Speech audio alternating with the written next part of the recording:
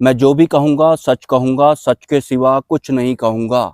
ये लाइन आपको बहुत ज़्यादा सुनने को मिलती होगी, लेकिन सच आखिर कौन सा वाला? वो सच जो वास्तविक सत्य को कॉपी करके बनाया गया है, या फिर वो सच जिसके पीछे सूक्ष्म रूप में झूठ भी चलकर आता है, या फिर वो सच जिसका अस्तित्व ही माया वाले झूठ की वजह से होता है? मतलब झूठ अगर नहीं होगा तो इस सच का अस्तित्व भी नहीं होगा। ये सच और झूठ जो होते हैं ये व्यवहारिक होते हैं, माया वाले होते हैं, बेहोशी वाले होते हैं, या फिर द्वंद्व वाले होते हैं। क्योंकि ये जो सच आपको सुनाई पड़ता है वास्तविक सत्य को कॉपी करके इसे बनाया गया है। जिस सच को अक्सर कहे जाने की बात आपको सुनने को मिलती है और उस सच के अलावा कुछ और कहने की जरूरत भी नहीं पड़ती है, क्योंकि इस व्यवहारिक वाले सच के साथ में झूठ भी चलकर आता है, या फिर मैं ये कहूँ इस व्यवहारिक या फिर माया वाले सच का अस्तित्व ही झूठ की वजह से होता है, या फिर इस माया वाले झूठ का अस्तित्व ही इस सच की वजह से होता है, जो कि माया वाला होता है या फिर द्वंद्व वाला होता है। सरल भाषा में बताऊं तो वास्तविक सत्य की जो कॉपी है वही ये वाला सच होता है, जिसके बारे में हम इंसानों को सुनने को मिलता है, या फिर हम जिसके पीछे भागते हैं कि ये सच है या फिर ये झूठ है। क्योंकि परमात्मा वाला जो सत्य होता है या फिर जो उनका आवरण होता है वो एक छत्र होता है, वहाँ द्वंद्व नहीं होता है। या फिर जो वास्तविक सत्य को छोड़ेगा या फिर जो परमात्मा से अलग होगा तो सिंपली वो सेकंड हैंड सच ही बना पाएगा। ये जो सच और झूठ नामक शब्द आपको हमारी इस पृथ्वी लोक में जो सुनने को मिलता है ये बुद्धि और मन की उपज होती हैं, या फिर मैं ये कहूँ कि बुद्धि और मन तक ही ये सीमित होते हैं, बुद्धि और मन तक ही इनका इस्तेमाल किया जा सकता है। हमारे इस भौतिक संसार वाले सच और झूठ का संबंध वास्तविक सत्य से बिल्कुल भी नहीं होता है। हाँ, वास्तविक सत्य को कॉपी कर करके इस मायारूपी सच या फिर झूठ का निर्माण जरूर किया गया है। ये सच और झूठ जो आपको सुनने को मिलते हैं या फिर जिनके अकॉर्डिंग आप इस दुनिया में सर्वाइव करते हैं, ये बुद्धि और मन तक ही होते हैं। और बुद्धि और मन तक जो होगा वो वास्तविक बिल्कुल भी नहीं होगा, वो सेकंड हैंड ही होगा, वो बेहोशी वाला ही होगा, या फिर वो माया वाला ही होगा। एक तरह से आप ये भी कह सकते हैं कि परमात्मा को कॉपी करने वालों ने परमात्मा से संबंध रखने वाले एक शब्द सत्य को भी कॉपी करके उसको सच नाम से अपनी सृष्टि में इस्तेमाल करवाना शुरू कर दिया। और इस सेकंड हैंड सच का अस्तित्व सिर्फ और सिर्फ झूठ की वजह से ही बना रहता है। मतलब झूठ होगा तो ही सच भी होगा, या फिर सच होगा तो झूठ जरूर होगा। पीछे होगा, सूक्ष्म रूप में होगा, दिमाग में छुपा हुआ होगा, या फिर मन में छुपा हुआ होगा। तो इससे कोई खास फर्क नहीं पड़ता कि कितने लोगों ने आज तक ये बोला है कि मैं जो भी कहूँगा, सच के सिवा कुछ नहीं कहूँगा। पहली बात तो ये सच ही कॉपी किया गया है सत्य को, यानी कि वास्तविक सत्य को, यानी कि परमात्मा को। तो ये तो पहले से ही सेकंड हैंड है। अब आप इसके अलावा कुछ और बोलें या फिर ना बोलें, उससे कोई खास फर्क नहीं पड़ने वाला है। हाँ, ये सृष्टि जरूर गतिमान रहने वाली है, अर्थव्यवस्था के नाम पर स्कैम जरूर हो सकता है, इस सच और झूठ की आड़ में बहुत तरह के बिजनेस जरूर बन सकते हैं, व्यापार जरूर करवाए जा सकते हैं। एक बात मैं आपको और बताना चाहता हूँ, जो भी आपको इन वीडियोज में सुनने को या फिर देखने को मिलता है, आपको किसी का विरोधी नहीं बनना है, इंटरनली नहीं बनना है। बाहरी तौर की तो बात यहाँ पर होती नहीं है। मतलब आपको माया का भी विरोधी नहीं बनना है, माया का होना भी बहुत ज्यादा जरूरी होता है। माया या फिर काल कर्म की वजह से आप सेकंड हैंड सत्य वगैरह का लुप्त उठा रहे हैं आज तक, या फिर दुख वगैरह भोग रहे हैं आज तक। मतलब बुद्धि मन वाले या फिर इंद्रियों वाले सुख और दुख की बात मैं कर रहा हूँ। और इसके अलावा हमारे इस भौतिक संसार में जो अन्य शब्द होते हैं जो कि माया वाले ही होते हैं, जैसे कि विश्वास, इसका भी एक अपोजिट होता है अविश्वास। तो आप समझ सकते हैं, अगर आप किसी के ऊपर बुद्धि और मन वाला यानी कि माया वाला विश्वास अगर करते हैं तो उसके पीछे कौन होगा? अविश्वास 101% होगा। और माया वाली सृष्टि में कभी भी विश्वास के साथ में अविश्वास लय हो जाता है। लेकिन आपको ये सब जानना बहुत ज्यादा जरूरी है, ये द्वंद्व जो होते हैं इनको जानना बहुत ज्यादा जरूरी है। बुद्धि और मन भी एक तरह से द्वंद्व ही होते हैं, या फिर द्वंद्व के साथ में ही ये काम कर पाते हैं। द्वंद्व नहीं होगा तो बुद्धि और मन का अस्तित्व नहीं होता है, क्योंकि परमात्मा द्वंद्व में नहीं होते हैं, या फिर परमात्मा की सृष्टि में द्वंद्व नहीं होता है। वो तो सिर्फ एक ही होता है, एक ही काफी होता है सबके लिए। लेकिन मेरा ऐसा बोलना कि परमात्मा एक ही काफी होते हैं सबके लिए, आपको बाकी का विरोधी नहीं बन जाना है। उनका होना भी बहुत ज्यादा जरूरी है।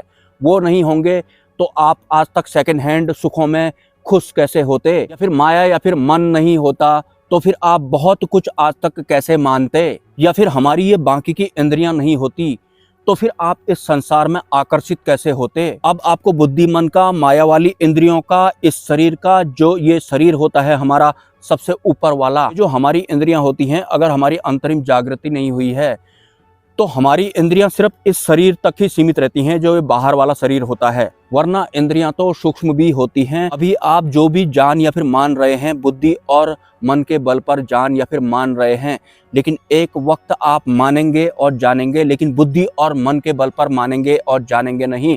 सिंपली वो एक अलग व्यवस्था होगी, लेकिन उस व्यवस्था के लिए आप तब तैयार हो पाएंगे जब आप इस अन्य वाली व्यवस्था को जान पाएंगे। ठीक तरीके से आपको इनका ज्ञान हो जाएगा। जैसे कि मैंने आज आपको बताया कि किस तरह से वास्तविक सत्य को कॉपी करके सच नाम के शब्द का निर्माण किया गया है। मतलब हमारे इस पृथ्वी लोक में या फिर हमारी वाली इस सृष्टि में जो है वो किसी न किसी को कॉपी किया गया है। सिंपली परमात्मा को कॉपी किया गया है, और परमात्मा जो है वो पूर्ण है, उनका कोई सेकंड हैंड नहीं बना सकता है। जो भी उनका सेकंड हैंड बनाने की कोशिश करेगा वो सेकंड हैंड ही होगा, वो असली बिल्कुल भी नहीं होगा। उसकी इंद्रियां भी नकली होंगी या फिर सीमित दर्जे वाली होंगी, इसी पृथ्वी लोक के अंदर अंदर वाली होंगी, या फिर इसी शरीर के अंदर अंदर वाली होंगी। एक महानुभाव बार बार कमेंट करते हैं कि आत्म जागृति के लिए क्या करें। लगभग हर बार वो यही कमेंट लिखते हैं। तो आज मैंने उन्हें रिप्लाई किया कि ये कौन पूछ रहा है, आत्म जागृति किसको करनी है, ये कौन बोल रहा है आपके भीतर से, बुद्धि या फिर मन बोल रहा होता है। मन तो ऐसा होता है कि आत्म जागृति भी तू मेरे हिसाब से करेगा भी नहीं बोलता है, पहले से ही वो तैयार होकर आत्म जागृति करने के लिए आपको आगे को गति कर देता है आपकी। मतलब माया वाली आत्म जागृति होने वाली है आपकी, और माया वाले आत्मज्ञानी आप बन जाएंगे फ्यूचर में।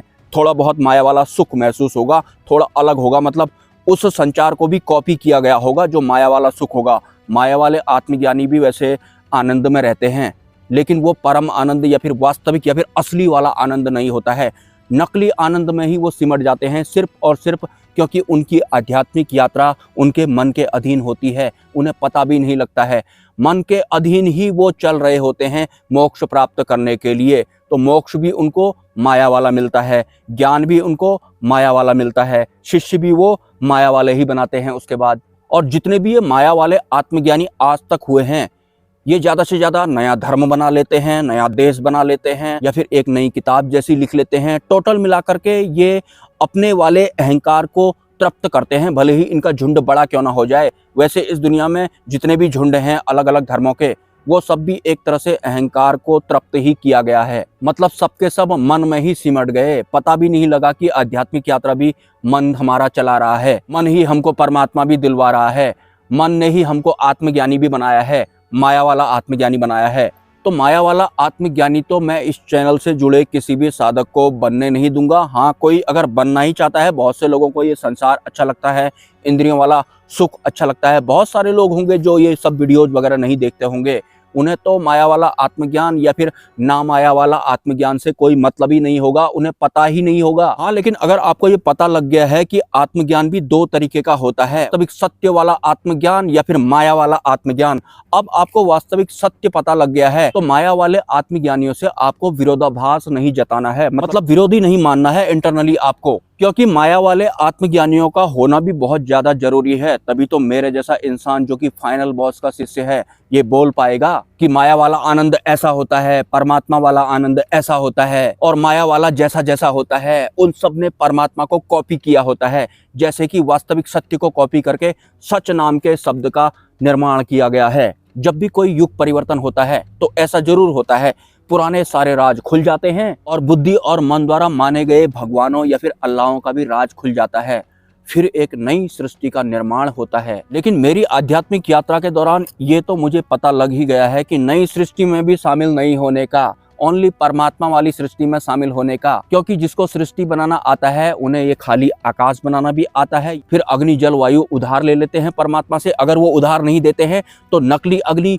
नकली जल, नकली वायु, नकली सूर्य, नकली चांद भी बना देते हैं। कुछ नहीं करना होता है, ये जो ऊपर सूर्य दिखाई पड़ रहा है या फिर जो चांद दिखाई पड़ रहा है, ये असली लगे वैसी वाली इंद्रियां डालनी पड़ती हैं इस शरीर के अंदर में, बस उसके बाद असली लगता है। जैसे कि सबसे पहले देखने के लिए ये आंख बना दी, इसने देखा कि ऊपर एक चमकीला सा कुछ दिख रहा है, यकीन हो गया वहां पर कुछ है। उसके बाद उसको महसूस करवाने के लिए गर्मी बना दी, यकीन हो गया कि वो 101% सूर्य है और उसकी गर्मी मुझे महसूस हो रही है, तो वो पक्का है। बस 2 इंद्रियां बनानी है या फिर इस तरह का शरीर बनाना है, बाकी तो उसके बाद फिर विस्तार पे विस्तार होते जाते हैं और आप कभी खाली हो ही ना पाओ। यहाँ इधर उधर भी आप देखोगे तो आपको बहुत कुछ दिखाई पड़ेगा, बहुत तरह के विषय आपको दिखाई पड़ेंगे। ऊपर आसमान की तरफ भी अगर आप देखोगे तो वहां भी इन्होंने तारे बिछा दिए हैं ताकि हमारा ध्यान तारों पर ही अटक जाए, खाली हम हो ही ना पाए, खाली आकाश हमको दिखे ही ना। वरना वास्तव में जो आकाश होता है वो पूरा खाली होता है, कोई चांद तारे नहीं होते हैं परमात्मा की सृष्टि में। बाकी लोगों ने चांद तारे वगैरह बना दिए हैं, तो अब मैं क्या कह सकता हूँ, सृष्टि बनाना आ जाता है बहुत सारे लोगों को। और परमात्मा भी ऐसे हैं कि किसी को मना नहीं करते हैं, जो तेरा मन कर रहा है वो बना, वो बोल देते हैं। लेकिन उन्हें पता होता है कि वास्तविक सत्य को जो छोड़ेगा वो फिर उसके बाद उलझेगा, भटकेगा, वो खुद भी उलझेगा, उसकी सृष्टि के जीव भी उलझेंगे, भटकेंगे। तो आकर्षित नहीं होना है बुद्धि और मन या फिर इंद्रियों के थ्रू इस बार। नमस्कार।